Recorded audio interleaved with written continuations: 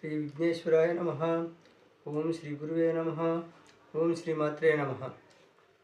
YouTube ప్రేక్షకులకు నా వీడియోలు చూసి ఆదరిస్తున్నటువంటి ప్రతి ఒక్కరికి పేరు పేరున నమస్కరించుకుంటూ ఈరోజు మరో వీడియోని మీ ముందుకు తీసుకొచ్చాను. ఈరోజు బుద్ధి రేఖ అనేటువంటిది మనిషికి బుద్ధి బలం ఎంత గొప్ప ఉంటే మనిషి అన్నిటినీ సులభంగా సాధించుకోడు. బుద్ధి రేఖ అనేటువంటిది బాగలేకపోతే ఆ బుద్ధి మీకు పావలా వంతే చెప్తున్నాను. ఈ పావలా వంతు అర్థం చేసుకుంటే మీకు అనేక విధాల జాగ్రత్త పడి జీవితాన్ని మంచి మార్గంలో నడుపుకుంటూ దుర్మార్గుల నుండి రక్షింపబడతారని దుర్మార్గుల గురించి 10 మందికి తెలియజేస్తారని మోసాలు చేసేవాడిని కట్టడి చేస్తారని అనే ఉద్దేశంతో ఈ యొక్క ఆయుష్ రేఖ ఈ యొక్క మన జ్యోతిష్యాన్ని మీ ముందుకు తీసుకొస్తాం. హస్తరేఖ జ్యోతిష్యాన్ని మీ ముందుకు తీసుకుంటూ మధ్యలో చిన్న కథల రూపంలో మీకు తెలియజేసుకుంటూ మిమ్మల్ని నచ్చితే ఆదరించండి, షేర్ చేయండి, సబ్స్క్రైబ్ చేయండి. నన్ను కూడా యూట్యూబ్లో ఒక ప్రబలమైన శక్తిగా మార్చి నా వీడియోలను ఆదరిస్తారని తెలియజేసుకుంటూ ఈరోజు మీకు బుద్ధి రేఖలో గతంలో కొన్ని వీడియోలు చెప్పాం. బుద్ధి రేఖకి ఇది బుద్ధి రేఖ, ఇది ఆయుష్ రేఖ. ఈ రెండు కలిసి వస్తాయి, లేకపోతే ఈ రెండు ఇది ఆయుష్ రేఖ, ఇది బుద్ధి రేఖ కలిసి వచ్చేది, దూరంగా వచ్చేది, గ్యాప్ తక్కువ ఉండేది, అంటే కొంచెం గ్యాప్ తక్కువ ఉండేది. అంటే బుద్ధి రేఖ ఆయుష్ రేఖ అనేటువంటివి పక్కనే ఉంటాయి. ఈ పక్కనే ఉండే రేఖలు గ్యాపులు ఎక్కువ ఉన్నాయా తక్కువలు ఉన్నాయా? ఈ బుద్ధి రేఖ అనేటువంటిది చంద్రస్థానం కింది భాగాన, చంద్రస్థానంలో కుజిస్థానం కింది భాగాన, గతంలో కింది భాగం బుద్ధి రేఖ కింది భాగాన్ని చేస్తే ఏంది రిజల్ట్ చెప్పాను, చంద్రస్థానం దిగువకు వస్తే ఏంది రిజల్ట్ అని చెప్పాను, గత వీడియోలు తెలియజేశాను. ఇప్పుడు గురు శని నడుము పైకి లేచి ఉంటే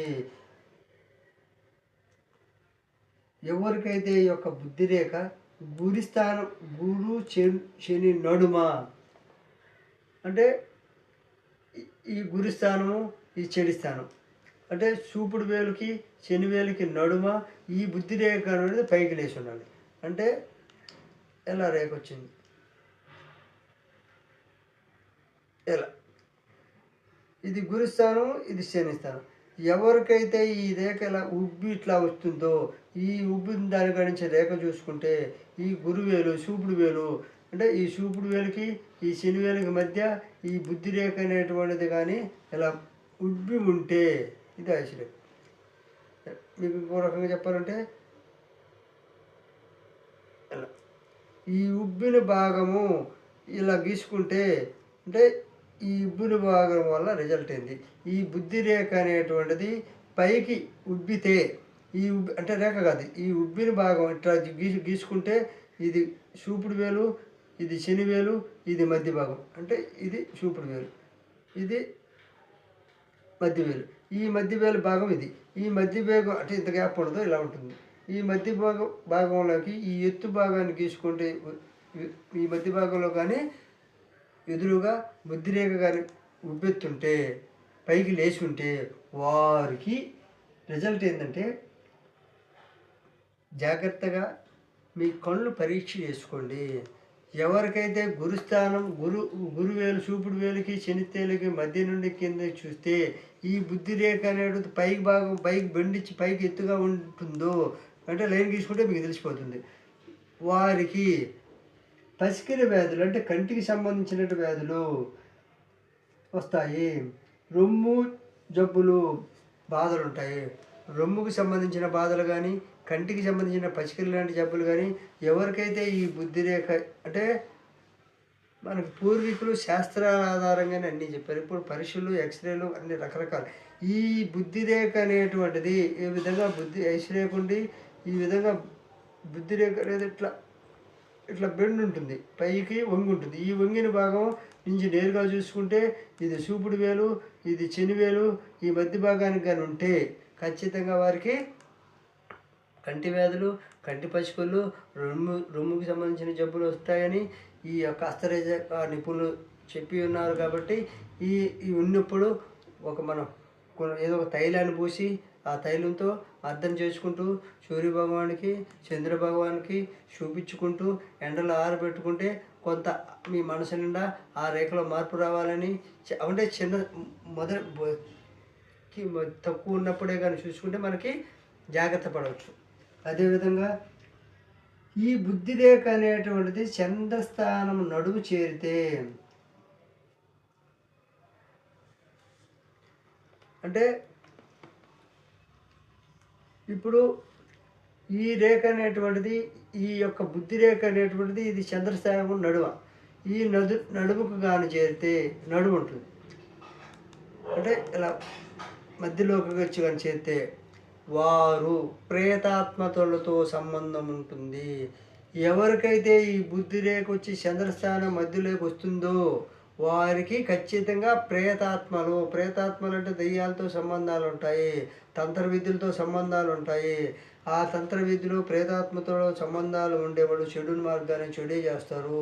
కాబట్టి ప్రేతాత్మతో కానీ తంత్ర విద్యలతో కానీ సంబంధం ఉండేవాళ్ళకి ఈ రేఖ వచ్చేసి చంద్రస్థానం మధ్యలోకి వచ్చి ఆగిపోతుంది. ఈ ఆయుష్ రేఖ పైన ఉండి బుద్ధి రేఖ ఈ చంద్రస్థానం మధ్యలోకి వచ్చి ఆగిపోతే వారికి ప్రేతాత్మలతో సంబంధాలు ఉంటాయి. వారికి మెదడుకు సంబంధించినటువంటి రుగ్మతులు ఉంటాయి. అంటే ప్రేతాత్మలతో సంబంధాలు ఉంటాయి, మెదడుకు సంబంధించిన రుగ్మతులు ఉంటాయి. ఈ రెండు మాత్రం ఖచ్చితంగా ఉంటాయి.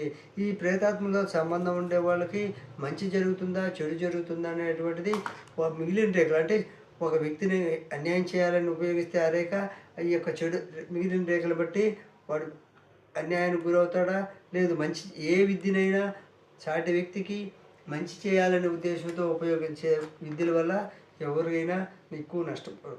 అదేవిధంగా ఒక వ్యక్తికి నష్టం జరగాలి, నాకు మేలు జరగాలి, నేనే పైకి రావాలి, నా కింద అందరు ఉండాలి అనేటువంటి భావంతో ఉండేవాళ్ళకి ఈ ప్రేతాత్మతో సంబంధాలుండి ఆ ప్రేతాత్మలని నిరంతరం ధ్యానిస్తూ ఉండేవారికి ఖచ్చితంగా మెదడుకు సంబంధించినటువంటి వ్యాధి కూడా అంటే చనానికి మారిపోతుంది. అంటే ఒక రోజులో 20 నిమిషాలు మాత్రం వాడు చెడు మార్గానికి చెడు నిర్ణయాలు తీసుకుంటాడు, మిగతాప్పుడు బాగానే ఉంటాడు.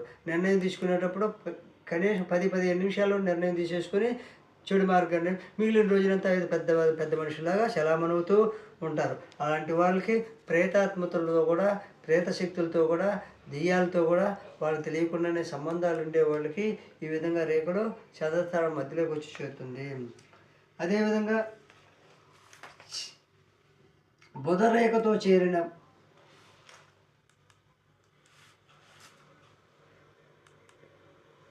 బుధరేఖతో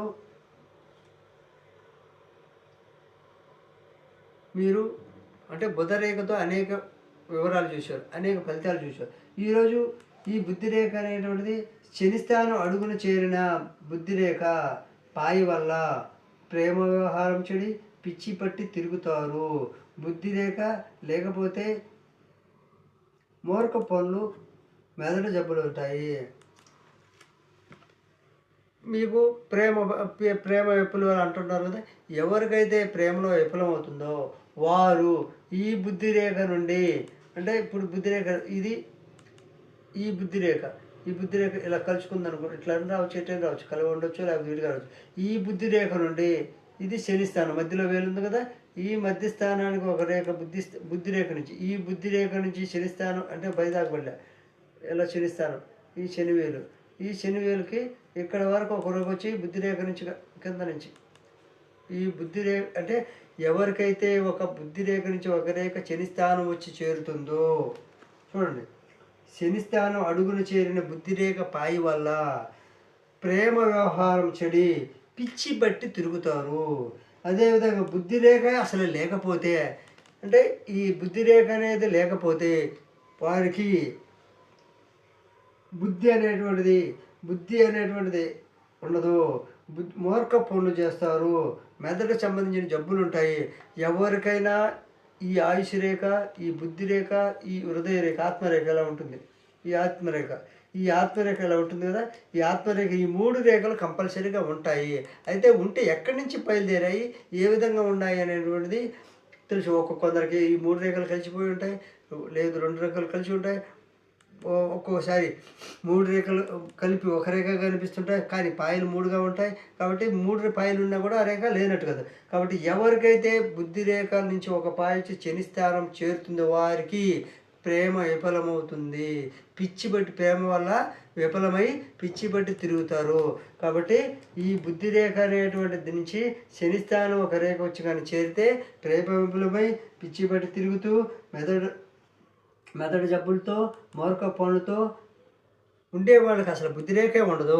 బుద్ధిరేఖ లేని వాళ్ళకి మెదడు జబ్బులు మూర్ఖ పనులు చేస్తారు. బుద్ధిరేఖ ఉండి ఆ ఒక పాయ వచ్చేసి శని స్థానం కానీ చేస్తే వరకు ప్రేమలో విఫలము, ప్రేమ వ్యవహారం చెడి పిచ్చి పెట్టి తిరుగుతారు. పిచ్చి పెట్టి ఎందుకు తిరుగుతారు? డబ్బు పోగొట్టుకోవచ్చు, ఇంకొకటి కావచ్చు. ఏదైతే కానీ ప్రేమ వ్యవహారం చేడే వాళ్ళకి బుద్ధిరేఖ నుంచి శని స్థానం రేఖ చేరిందా లేదు చూడండి. చూసిన తర్వాత మీరు రెమెడీ చేసుకోండి. తైలాభిషేకాలు, సూర్య నమస్కారాలు, చంద్ర నమస్కారాలు చేసుకుంటూ ఆ రేఖలో మార్పు తీసుకొచ్చేదానికి ప్రయత్నం చేసి నా వీడియోలు చేయండి అని చెప్పుకుంటూ, నా వీడియోలు నచ్చితే లైక్ చేయండి, షేర్ చేయండి, సబ్స్క్రైబ్ చేయండి. 10 మందికి తెలియజేసి మీరు జాగ్రత్త పడండి. జై హింద్.